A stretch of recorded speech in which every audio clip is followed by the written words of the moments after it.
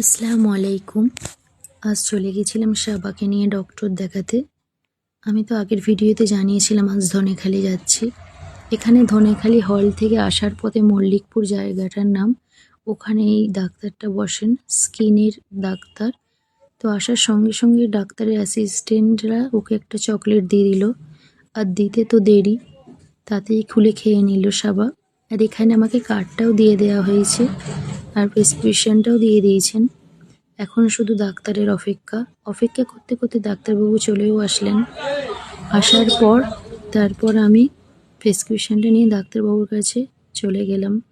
এখানে সাবাতো ডাক্তারটাকে একটুই ভয় পেল না। আর সত্যি কথা বলতে স্কিনের এই ডাক্তারটা খুবই ফ্রেন্ডলি।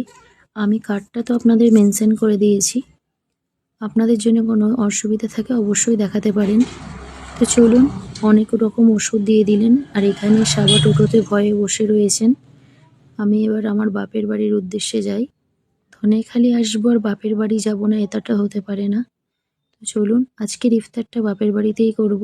সমস্ত কিছু ভিডিও আপনাদের সাথে শেয়ার করব। সবাই ভালো থাকবেন, সুস্থ থাকবেন। আমার ভিডিওটা কেমন লাগছে অবশ্যই জানাবেন। আল্লাহ হাফেজ।